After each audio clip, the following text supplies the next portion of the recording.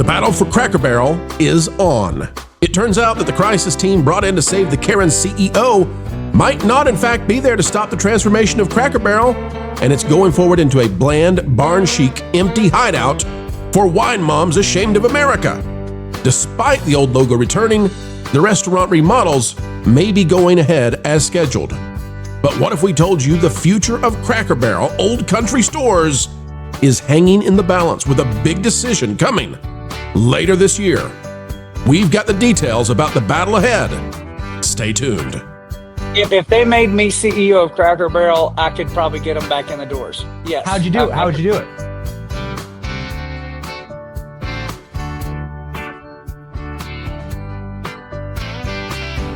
Hello, ladies and gentlemen. Welcome back to the place that never serves the biscuits burnt. No, we don't do that. We don't burn the biscuits around here, and the cornbread is never dry. Never. Folks, click the like button and let's dive into the news for today. It's a big one. And by the way, I need you to be there for the Pro Show tonight. It's at 10 p.m. Eastern if you're watching this video at the time of release. We're going to be covering the UK, and we're going to be covering J.K. Rowling and Ricky Gervais, and the issue right now with comedians unable to say what they want to say, even in other parts of the world, hunted down by the UK. We're going to talk about that. It's a big, big deal, and it really matters. Hope you'll be there. All right, out of, Benny Johnson has this. John Rich announces he's ready to step in as Cracker Barrel's new CEO, outlining his plans for major changes. I will save the brand, he says. Folks, here's the deal.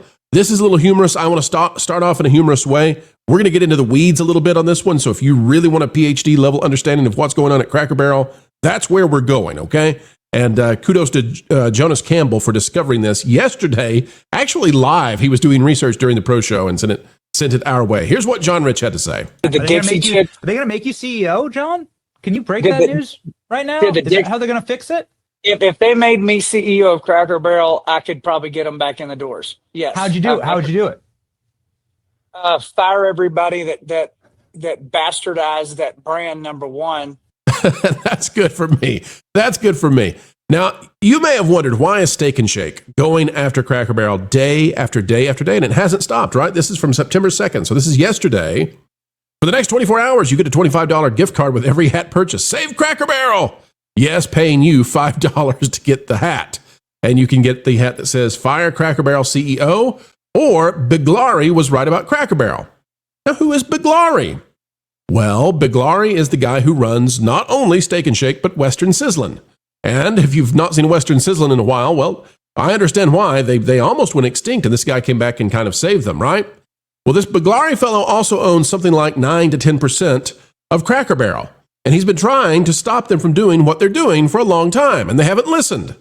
In fact, let's go back now to 2024, but that's the reason Steak and Shake is doing it.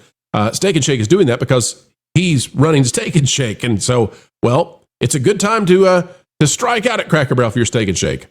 This is out of Yahoo Finance. I believe it's called, PR Newswire held this. And I want to go back to 2024 so you can see when this was voted in, and that this Biglari guy was the guy trying to stop it. And he's got a chance now to save the company later this year. No, really. He has the opportunity of a lifetime to save Cracker Barrel later this year. I'm going to show it to you in just a minute. Cracker Barrel Old Country Stores issues open letter to shareholders. This is from November 4th of 2024. It says the Cracker Barrel Old Country Store Board of Directors today mailed a letter to the company shareholders in connection with the upcoming annual meeting of shareholders to be held on November 21st, 2024, yada, yada, yada, legal notices, right?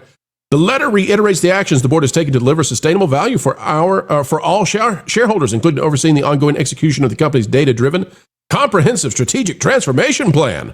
Oh boy! Folks, you hear that? It was data-driven. Data-driven! Strategic it was, that transformation plan. This stands in stark contrast with the proposals of Sardar Biglari, whose plan is essentially to stop investing in the long-term growth of the business and to extract capital from Cracker Barrel. How'd that go out in the real world, folks? How'd that go? But they won, right? The Cracker Barrel Karens, they won. They maintained control, and Biglari was kicked out. We'll get to what his proposals were in just a minute. All right? This is how it was being covered, by the way, or how it is being covered. It says, after Cracker Barrel uproar, activist investor seizes the moment. This is by Heather Haddon out of MSN. For activist investor Sardar Biglari, Cracker Barrel's about face on its logo change isn't enough. Biglari, the CEO of Steak and Shake and owner of an investment firm that is a shareholder in Cracker Barrel, has spent years swiping at the country-themed restaurant chain. That's a false labeling, by the way. He hasn't. He's spent years trying to keep it as what it was and make it better. See, that's how they reframe these things when they don't like you. He hasn't been taking a swipe at the restaurant chain. He's invested in it. He owns 10% of it. Why would he want to take a swipe at it? He's taking a swipe at the leadership.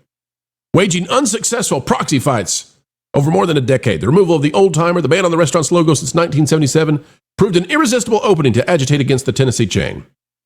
He owns 10% of it. When President Trump weighed in Tuesday, writing that Cracker Barrel should return to the old logo and take advantage of the free publicity, Steak and Shake piled on. The CEO needs to hear you're fired from her board, it posted on X. Biglari's salvo was just the latest from his perch at the burger chain he has controlled since 2008. He has helped fuel social media outrage against Cracker Barrel and its chief executive, Julie Fels-Messina, on a range of issues, including the chain's restaurant remodels. I don't think that Steak and Shake contributed a lot to the outrage. Did it amplify it? Maybe by like 1%. Nothing, though. This was totally organic. People hate it. People hate the remodel. They want the authenticity of Cracker Barrel. Now, Cracker Barrel, as you all know, is decorated to be basically like a 1930s mercantile place. And they have authentic items on the walls, and they always have.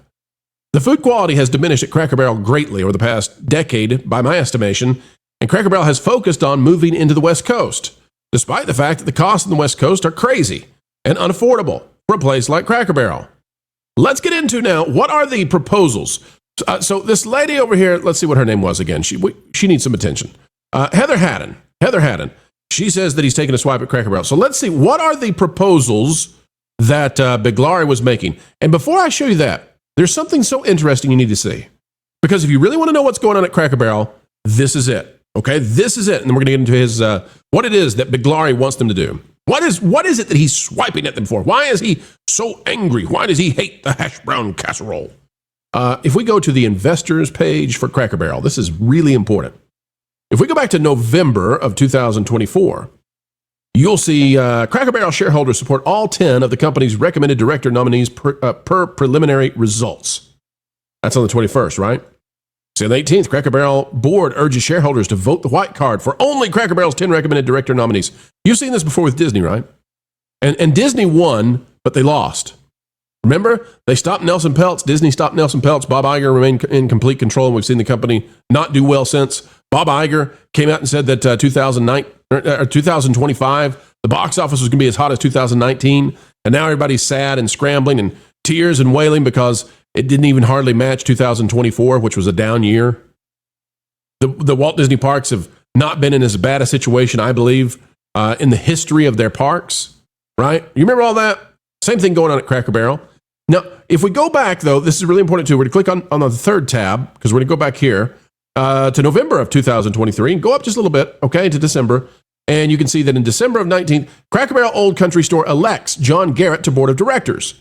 Now, why am I doing this? Why am I showing this?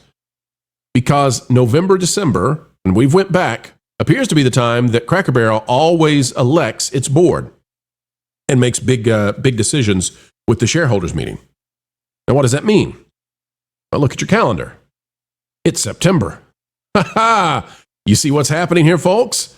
The Karen CEO did this launch, things fell apart, and now they're trying to survive with this crisis management team past the board election, because this Biglari guy, if he gets his way, he's going to get on the board. Others are going to get on the board. They're going to take over Cracker Barrel, and they're going to stop what has been the wokeification, the blandification of the brand. So what does he want? Like, you know how this works in the media? They just vilify. They just turn you into the evil villain, right? And they slam you, and he hates Cracker Barrel. No, he has a different opinion about Cracker Barrel. That's how they play the game. You've seen it for the last decades. You know how they frame the issue. So we're to go to what it is that Mr. Biglari wants to do with Cracker Barrel. Let's find out if it is a dark and sinister ploy to destroy the company. It says, contrary to the recent pronouncements by management, we believe Cracker Barrel is relevant. The problem rests not with the brand, but with its board. Cracker Barrel, this is, by the way, Biglari's company, what their plans are, what they would do if they had control of Cracker Barrel.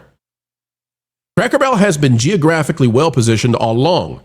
About half of the 658 Cracker Barrel stores are situated in the fastest growing states by population over the last year: Texas, Florida, North Carolina, South Carolina, Tennessee, and Georgia. In other words, these are the places, this is where the hottest real estate is. Now, sorry if you don't like that, but it's true. It's factually true. It's objectively true. These states are growing faster than anywhere else. Their real estate is rocking. Their economies are hot. You can dislike them. You can wish their politics were different. I'm not going to tell you what to think about that. Just going to tell you that factually that's accurate. Cracker Barrel has premier real estate with 83% of it located along interstate highways.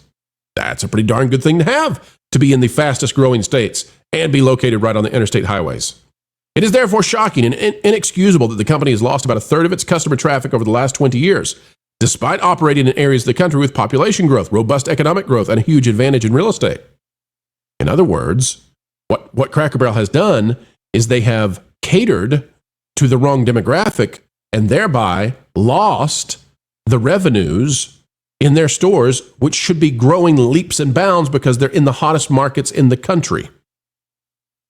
It says, instead of implementing the high CAPEX, or CAPEX, by the way, that means physical investment. That's the remodel plan. We believe the board should focus on the following low CAPEX plan. Divest from Maple Street Biscuit. Okay, this is another restaurant that Cracker Barrel owns. Seems to me that, well, I mean, it's like a gourmet, I've been there before, it's like a gourmet breakfast place that serves giant biscuits, right? It is a carb, it's Carb Central Station, Maple Street Biscuit. They've got good food, but they're competing with Cracker Barrel, so why own it? Why have it? Why have two companies that literally compete with one another? They do, right? Where are we going to go have breakfast? Cracker Barrel's known for breakfast. Where are we going to have breakfast? Maple Street or Cracker Barrel? You got to choose. Now, Maple Street's nowhere near as big as Cracker Barrel or Waffle House or IHOP or any of those other things, but it's there, right?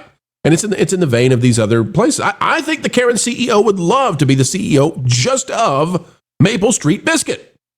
She wants Cracker Barrel to look like Maple Street Biscuit, though. It says halt new store openings. Every time a new unit opens, it costs about $8 million. The view has to be that all capital is precious.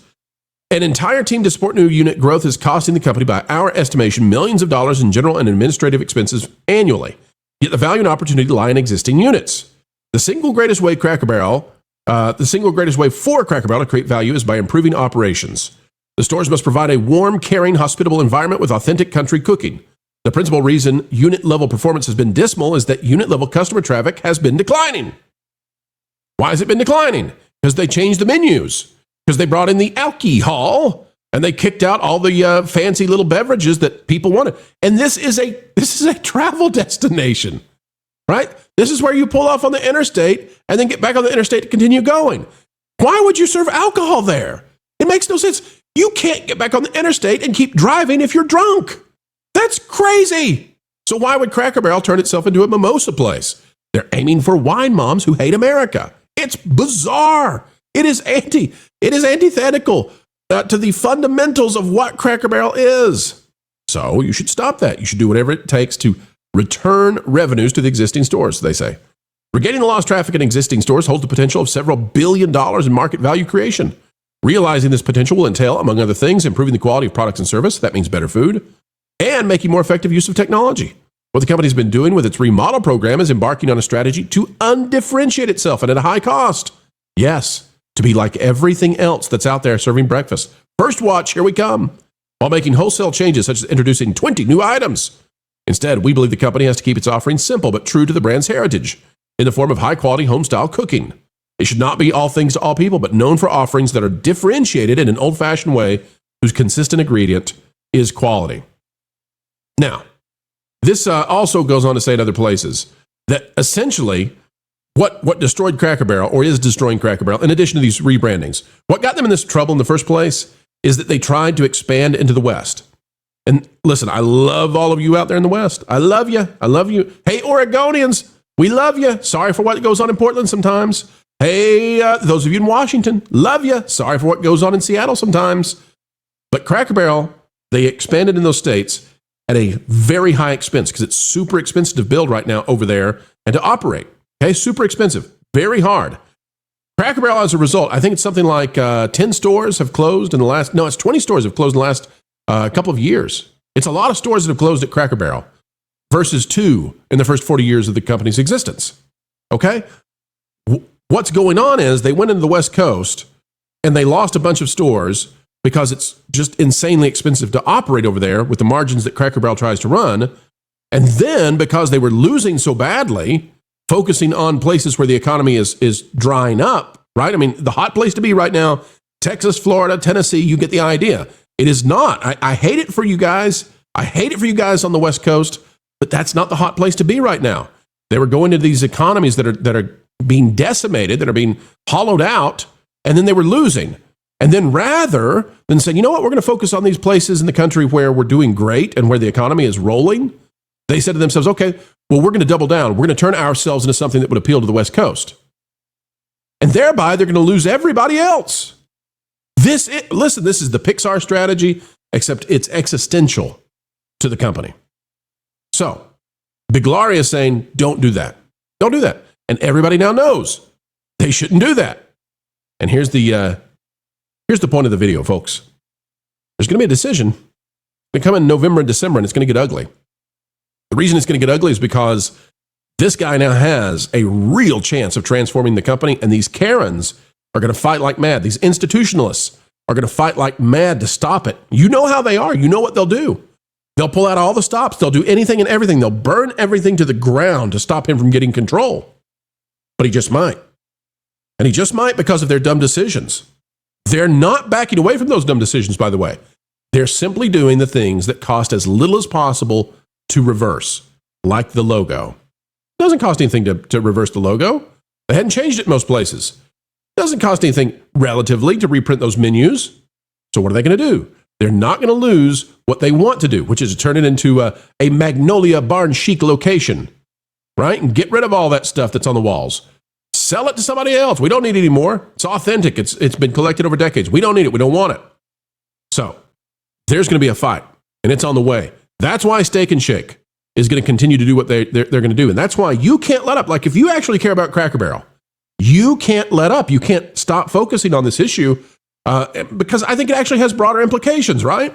It's not just about Cracker Barrel. It's about, are you going to stand up for companies staying with Americana or not? Like, do we have to blend everything? Do we have to get rid of everything that is unique and special and which harkens back to the heritage of America? And no, it's not all bad. Mistakes were made. You bet. You bet. And one of those, for example, is the Trail of Tears. Nobody wants to talk about, that one. That's a horrible situation. There were bad things done. Every country has those things. Every family, every community has stuff that is deeply regrettable. But that doesn't mean that you throw out the baby with the bathwater. And our society has decided, from people on the various coastal elites, they've decided that the way to go forward is to embrace the hate of Americana. No, I say. This is more broad. And so if you want Cracker Barrel to change, if you want this guy to get in power, you can't let up. You can't let up. You can't forget about this, because this is what the crisis team wants. The crisis team wants for you to forget about this. They want it to look like they acquiesced to the Orange Man without ever changing anything substantial. And then they want to get back in power, kick this guy out, and keep doing exactly what they intended to do the whole time. And they got until November to do that. That's the battle. That's the battle for the biscuits. That's the battle for the cornbread. Never thought I'd be covering Cracker Barrel on this channel. But here we are. And it is, folks. I mean, we cover travel and leisure here. And it is definitely, distinctly a restaurant based on the idea of travel and leisure. And, if Buc-ee's was in the news for something big, we'd cover Buc-ee's because it's in our wheelhouse of covering travel and leisure stuff, right? That's why we cover Disney World and all that. So, folks, that's where it is. That's what's really going on. You may not know that anywhere else, but we wanted to bring it to you. Again, kudos to Jonas J. Campbell, investigative reporter for That Park Place, for figuring all this out and what's really going on. It is a sprint. It is a sprint to see if the momentum can be sustained for Biglari and his idea that Cracker Barrel should focus in on what made it successful the whole time and on the geographies that made it successful, rather than trying to turn it into a West Coast property that isn't succeeding on the West Coast. How about that? All right, folks, that is the video for the day. Reminds me of Ray, doesn't it? You remember Star Wars? They wanted the girls to buy the toys. They thought the boys would continue to buy the toys anyway. Don't care. So they wanted to feminize the... Anyway, I don't want to go there. All right, folks, that's the video for the day. Like, share, subscribe, click it, stick it to the algorithms. It is the notification bell. Drop a comment down below. Let us know your thoughts. And until the next time we have the honor, the joy, and the pleasure of spending time with you, we'll see you at the Pro Show tonight when we talk about a really important topic. That's UK censorship. Folks, We'll see you real soon. Later. Clickbait. Fraud. Drama queen. Ugh. I wish there was a channel that was 5 to 6 minute news reads without the drama, frauds, and clickbait that could accurately let me know the current news, providing my crucial context utilizing all the different That Park Place contributors and creators. Well, stupid. There is. It's the That Park Place YouTube channel, which will be going live real soon, so make sure you're subscribed, so you can really stick it to the algorithms. You're joking. Nope.